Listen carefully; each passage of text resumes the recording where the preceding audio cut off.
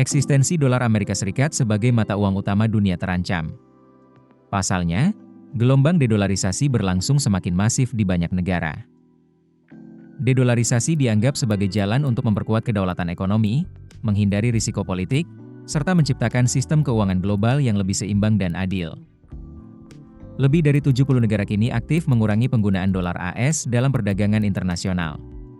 Selain dilakukan secara bilateral antar negara, banyak forum-forum kerjasama ekonomi negara yang juga menjalankan agenda dedolarisasi.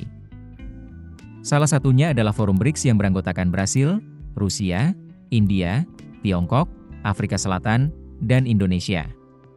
Saat ini, BRICS gencar mengurangi transaksi perdagangan menggunakan mata uang dolar AS di antara negara anggota.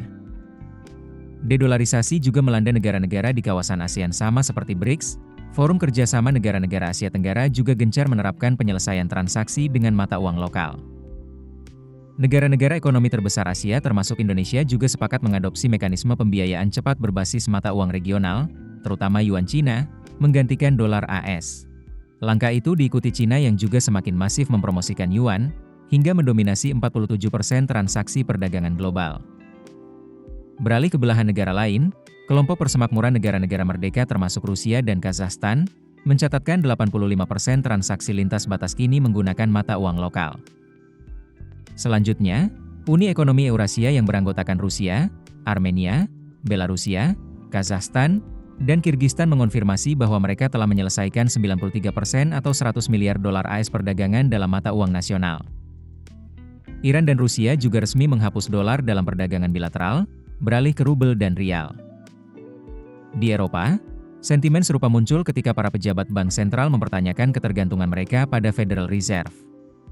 Para ekonom menilai dedolarisasi mulai terjadi setelah Amerika memberlakukan sanksi keuangan terhadap Rusia. Sanksi tersebut awalnya dimaksudkan untuk memukul ekonomi negara beruang merah itu agar invasi di Ukraina dapat berhenti. Namun sayangnya pasca kebijakan tersebut diberlakukan, Rusia dan sejumlah mitra kerjanya mulai meninggalkan dolar dan beralih ke mata uang yang lebih ramah terhadap perdagangan internasional. Mulai dari situ nilai dolar mulai mengalami penurunan nilai di tengah kenaikan suku bunga dan lonjakan inflasi.